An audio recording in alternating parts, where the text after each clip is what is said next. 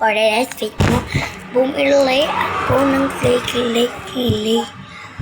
Guys, maingay dito pag nasa tindahan. Pero pag nasa bahay, maririnig niyo yung boses ko. Maririnig pa ng nanay niyo. Wala akong pasok ngayon kasi nasa ospital yung teacher ko.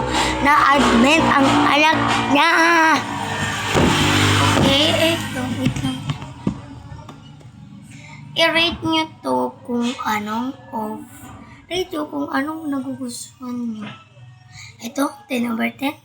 Ito, 9 over 10. Mamili lang kayo, mag-rate na kayo dyan. Tapos bibili pa ako.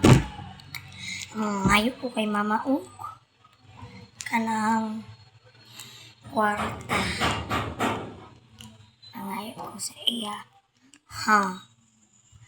Siyempre, pagpaborito mangayo ko kay Mama Cheese at saka palit to play.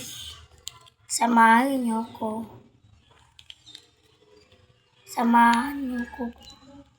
mangayo.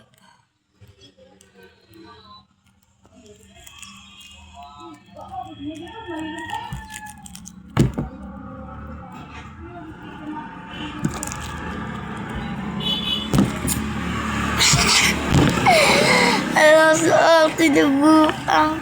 Ganito yung mukha ko pag walang. Ganito yung mukha ko pag walang filter. Pero samahan nyo na ako bumili ng clay. Ay, tinadumayan siya.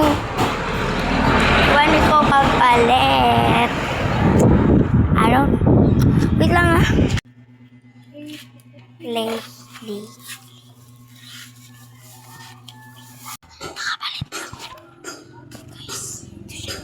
Wait lang nga, mamiki. Nakapalit na po ko.